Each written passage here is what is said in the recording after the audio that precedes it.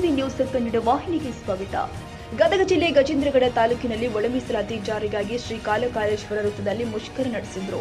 ಲಂಬಾಣಿ ಜನಾಂಗ, ಭೋವಿ ಸಮಾಜ, ಕುರುಬ, ಹೊಡ್ಡ ಇನ್ನೂ ಅನೇಕ ಸಮಾಜದವರು ಸೇರಿ ಒಳ ಮೀಸಲಾತಿ ಜಾರಿಗಾಗಿ ನಮಗೂ ಕೂಡ 6% ಕೊಡಬೇಕು ಎನ್ನುವ ಮಾತನ್ನ ಹೇಳುತ್ತಾ ಎಸ್ಸಿ, ಚಿಲವಾದಿ, ಮಾದಿಗ ಸಮಾಜದವರಿಗೆ ಹೇಗೆ 6% ಕೊಟ್ಟಿದ್ದಾರೋ ಹಾಗೆಯೇ ನಮಗೂ ಕೂಡ 6% ಕೊಡಲೇಬೇಕು, ಇಲ್ಲವಾದರೆ ನಾವು ಇನ್ನೂ ಮುಷ್ಕರವನ್ನ ಮುಂದುವರಿಸ್ತೀವಿ ಎಂದಿದ್ದಾರೆ.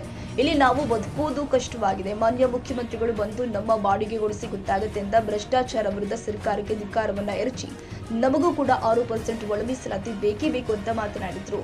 ಆತ್ಮೀಯ ಗಜೇಂದ್ರಗಡ ತಾಲೂಕಿನ ಎಲ್ಲ ಲಂಬಾಣಿ, ಬೋವಿ, ಒಡ್ಡರ್, ಕೊರಮ, ಕೊರ್ಚ, ಹುಡುಗಾಡಿಸಿದ್ದ ಸಿಳ್ಳಿಕ್ಯಾತ್ರ ಎಲ್ಲ ಅನ್ಯಾಯಕ್ಕೆ ಒಳಗಾದಂತ ಸಮುದಾಯದವರೇ, ತಮ್ಮೆಲ್ಲರಿಗೂ ಗುರುತಿರುವ ಹಾಗೆ ಈ ವಿಚಾರವನ್ನ ಹಲವಾರು ವರ್ಷಗಳಿಂದ ನಾವು ಹೋರಾಟ ಮಾಡ್ತಾ ಬರ್ತಾ ಇದ್ದೇವೆ. ರಾಜ್ಯ ಸರ್ಕಾರಕ್ಕೆ ನಾವು ನಿರಂತರ ಎಚ್ಚರಿಕೆಯನ್ನು ಕೊಡ್ತಾ ಬರ್ತಾ ಇದ್ದೇವೆ. ಯಾವುದೇ ಕಾರಣಕ್ಕೂ ಒಳ ಮೀಸಲಾತಿಯನ್ನು ಜಾರಿಗೆ ಮಾಡಬಾರ್ದು ಅಂತ ಹೇಳಿ ಮೊನ್ನೆ ತಾನೇ ಸರ್ಕಾರ ಒಂದು ಆದೇಶನ ಹೊರಡಿಸಿದೆ. ನಿನ್ನೆ ಸದನದಲ್ಲಿ ಸನ್ಮಾನ್ಯ ಮುಖ್ಯಮಂತ್ರಿಗಳು ಮಾತನಾಡಿದ್ದಾರೆ. ಅವ್ರು ಹೇಳ್ತಾರೆ, ನಾನು ಎಲ್ಲಾ ವಿಚಾರ ಎಲ್ರಿಗೂ ಗುರ್ತಿದೆ, ಸ್ಪರ್ಶ ಜಾತಿಗಳಂತಾರ, ಎಲ್ಲಾ ಪತ್ರಿಕೆಗಳು ಸ್ಪರ್ಶ ಜಾತಿಗಳಂತಾರ.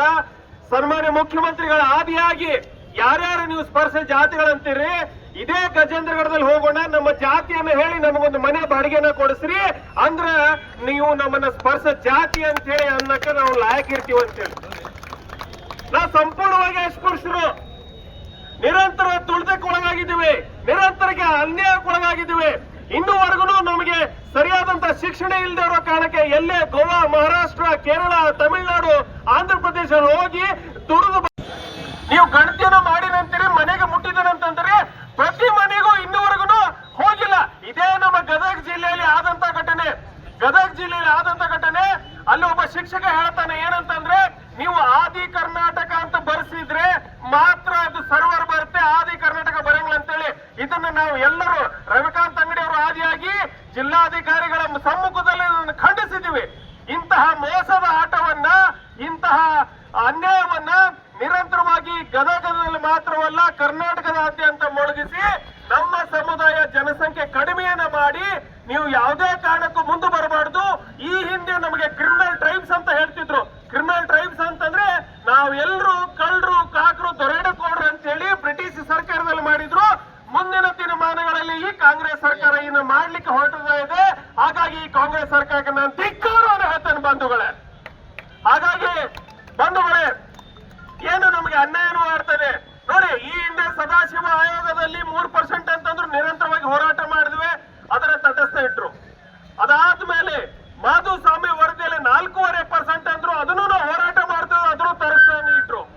ಇವಾಗ ನಾವು ಏನ್ ಅನ್ಕೊಂಡಿದ್ವಿ, ಏನೋ ಸುಪ್ರೀಂ ಕೋರ್ಟಿನ ನಿರ್ದೇಶನ, ಅದು ಸರ್ಕಾರಕ್ಕೆ ನಾನು ಸ್ಪಷ್ಟವಾಗಿ ಹೇಳಲಿಕ್ಕೆ ಇಚ್ಛೆ ಪಡ್ತೇನೆ. ಸುಪ್ರೀಂ ಕೋರ್ಟ್ ಅಲ್ಲಿ ಆದೇಶ ಇರುವುದು ಸಬ್ ಕ್ಲಾಸಿಫಿಕೇಶನ್, ಉಪವರ್ಗೀಕರಣ, ಒಳ ಮೀಸಲಾತಿ ಅನ್ನೋದು ಅಲ್ಲಿ ಶಬ್ದನೇ ಇಲ್ಲ, ಇಂಟರ್ನಲ್ ರಿಸರ್ವೇಶನ್ ಅನ್ನೋದು ಶಬ್ದನೇ ಇಲ್ಲ. ಸುಪ್ರೀಂ ಕೋರ್ಟಿನ ಆದೇಶವನ್ನ ನಮ್ಮ ರಾಜ್ಯ ಸರ್ಕಾರ ಉಲ್ಲಂಘನೆ ಮಾಡಿದಂತೆ ಘಂಟಾಘೋಷವಾಗಿ ಗಜೇಂದ್ರಗಳು ಹೇಳ್ತಾ ಇದ್ದೀನಿ ಬಂಧುಗಳೇ. ಸುಪ್ರೀಂ ಕೋರ್ಟ್ ಆದೇಶದಲ್ಲಿ ಏನಿದೆ ಅಂತಂದ್ರೆ, ಪರಿಶಿಷ್ಟ ಜಾತಿ, ಪರಿಶಿಷ್ಟ ಪಂಗಡಗಳಲ್ಲಿ ಸಬ್ ಕ್ಲಾಸಿಫಿಕೇಶನ್ ಮಾಡಂತೇಳಿ. ಕರ್ನಾಟಕದಲ್ಲಿ ಪರಿಶಿಷ್ಟ ಜಾತಿಯವರು, ಎಸ್ಸಿ ಸಮುದಾಯವರು ನಿಮ್ಗೆ ಏನ್ ಮತ್ತೆ ಅನ್ಯಾಯ ಮಾಡಿದ್ವಿ ಸನ್ಮಾನ್ಯ ಸಿದ್ದರಾಮಯ್ಯನವರೇ? ಕೇವಲ ಎಸ್ಸಿ ಸಮುದಾಯದವರು ಮಾತ್ರ ನೀವು ಸಬ್ ಕ್ಲಾಸಿಫಿಕೇಶನ್ ಮಾಡೋದು ಬಿಟ್ಟು ಒಳ ಮೀಸಲಾತಿಯನ್ನು ಮಾಡಿದ್ರಿ. ಎಸ್ಟಿ ಸಮುದಾಯಕ್ಕೆ ಯಾಕೆ ಬಿಟ್ರಿ? ಅವ್ರು ಏನ್ ಅನ್ಯಾಯ ಮಾಡ್ರ? ಅವ್ರ ಏನ್ ತಪ್ಪಾಡ್ರ? ಇದ್ರೇನು ಒಳ ಹುನ್ನಾರ ಐತಿ? ಇದ್ರೇನ್ ರಾಜಕಾರಣ ಐತಿ ಅಂದ್ರೆ ನಮಗ ತುಳಿಬೇಕು. ಲಂಬಾಣಿ, ಬೋವಿ, ಒಡ್ಡರ್, ಕೊರ್ಮ, ಕೊರ್ಚ ಸಮುದಾಯವನ್ನ ಸಂಪೂರ್ಣವಾಗಿ ತುಳಿಬೇಕು ಅನ್ನೋ ಒಂದು ಹುನ್ನಾರದಿಂದ ಇದು ನಡೆದಿದೆ ಅಂತೇಳಿ ಈ ಸಂದರ್ಭದಲ್ಲಿ ಹೇಳಕ್ಕೆ ಇಚ್ಛೆ ಪಡ್ತೇನೆ. ತಾಜಾ ಸುದ್ದಿಗಾಗಿ ಎಂಟಿವಿ ನ್ಯೂಸ್ 24x7ಗೆ ಸಬ್ಸ್ಕ್ರೈಬ್ ಮಾಡಿ ಮತ್ತು ಬೆಲ್ ಐಕಾನ್ ಅನ್ನು ಒತ್ತಿ. ತಪ್ಪದೇ ಲಿಂಕ್ ಶೇರ್ ಮಾಡಿ.